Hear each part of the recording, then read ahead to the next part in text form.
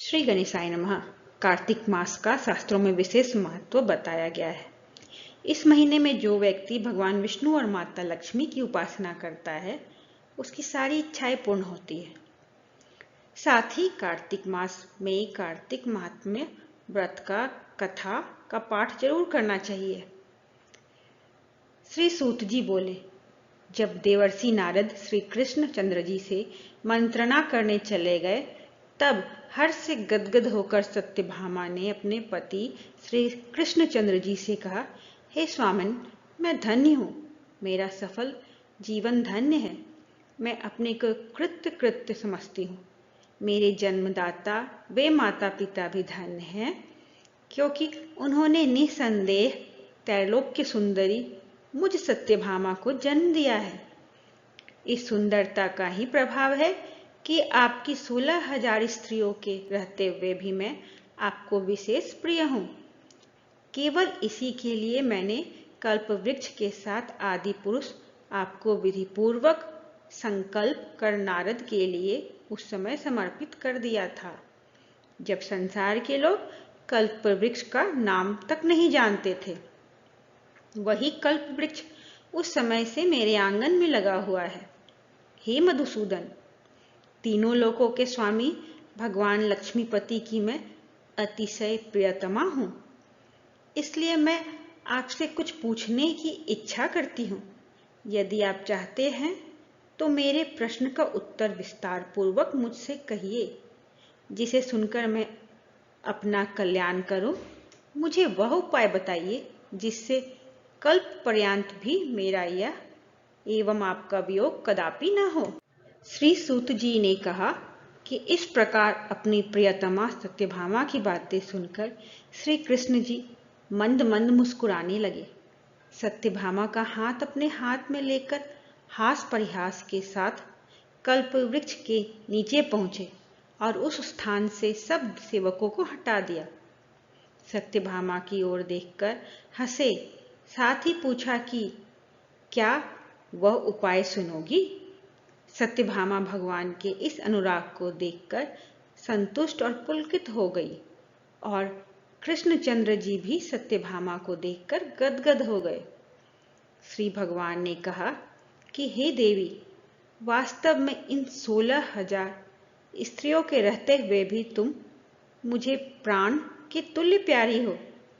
तुम्हारे लिए तुम्हारी कल्प वृक्ष वाली जिद रखने के लिए देवताओं के साथ इंद्र से भी लड़ गया था। हे प्यारी, जो तुम पूछना चाहती हो तो वह बड़ी ही अद्भुत बात है। तुम्हें मैं जो किसी को ना देने वाली बहुमूल्य वस्तु को भी दे देता हूँ, ना करने वाला काम भी करता हूँ, छिपाने वाली बात भी कह देता हूँ, तो फिर मुझसे पूछने की आवश्यकता ही क्यों थी। तुम्हारे मन में जो प्रश्न हो मैं कहूँगा। सत्यभामा ने कहा, हे नाथ, मैं पूर्व जन्म में कौन सा दान, व्रत अथवा तपस्या की थी जिसके प्रभाव से मैं संसार में पैदा होकर भी संसार की बाधाओं से मुक्त हूँ और आपकी अर्धांगिनी हूँ। सर्वदा गरुड़ पर सवारी करती हूँ। आपके साथ इंद्रादिक देवताओं के यहाँ आपके जाने पर आपके साथ मैं भी जाती हूँ। यही मैं पूछती हूँ कि मैंने उस जन्म में कौन सा शुभ कर्म किया है। पूर्व जन्म में मैं कौन थी, मेरा कैसा स्वभाव था और मैं किसकी पुत्री थी। श्री कृष्णचंद्र जी ने कहा, हे प्रिय, तुम सावधान होकर सुनो। मैं तुम्हारे पूर्व जन्म की कथा कहता हूँ। उस जन्म में तुमने जिस पवित्र व्रत को किया था सो बतलाता हूँ। जबकि सतयुग का अंत हो रहा था, उस समय मायापुरी में एक अत्रि गोत्र वाला देवशर्मा नामक ब्राह्मण निवास करता था। वह समस्त वेदों तथा वेदांगों में पारंगत था। अतिथि पूजक, अग्निहोत्री तथा सूर्य नारायण का व्रत करता था। सर्वदा सूर्यदेव की उपासना करने के कारण वह दूसरे सूर्य की भांति देदीप्यमान था। उसको वृद्धावस्था में गुणवती नाम की एक कन्या उत्पन्न हुई। देव शर्मा को उस पुत्री के अतिरिक्त कोई संतान नहीं थी।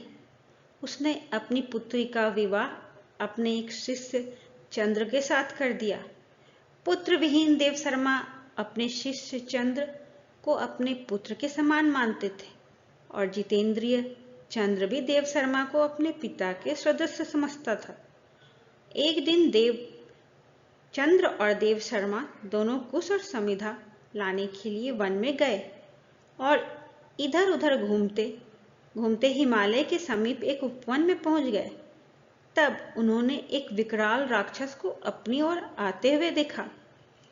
उसे देखकर ये दोनों भय से व्याकुल हो गए। शरीर के अंग शिथिल हो गए और वे भागने में असमर्थ हो गए। यम स्वरूप उस राक्षस ने उन दोनों को मार डाला। हमारे गणों ने उस क्षेत्र के प्रभाव और उन दोनों के धार्मिक स्वभाव के कारण उन दोनों को वैकुंठ धाम में पहुंचाया। जीवन भर उन दोनों ने जो सूर्य देव का आराधना किया था, उसी से मैं उन पर बहुत प्रसन्न था। हे प्रिय शैव सूर्योपासक, गणेश की पूजक, वैष्णव और शक्ति के पूजक, जैसे वर्षा का पानी समुद्र में गिरता है, उसी भांति ये सब अंत में मेरे समीप आते हैं। अकेला मैं ही नाम और क्रिया के भेद में 5 रूपों में विभक्त हूँ। जैसे किसी का नाम देवदत्त है, वही देवदत्त किसी का बाप है, किसी का पुत्र है और किसी का भाई है और किसी का भतीजा है, लेकिन वास्तव में वह देवदत्त एक ही है। अस्तु सूर्य के समान तेजस्वी वे दोनों मेरे बैकुंठ में आकर रहने लगे। विमान पर यात्रा करते थे। उनका मेरे समान रूप था। वे मेरे ही समीप रहते थे और उनके शरीर में दिव्य चंदन लगा रहता था। यहाँ पर कार्तिक मास का पहला अध्याय समाप्त हुआ। जय श्री कृष्ण, जय विष्णु भगवान, जय लक्ष्मी माँ।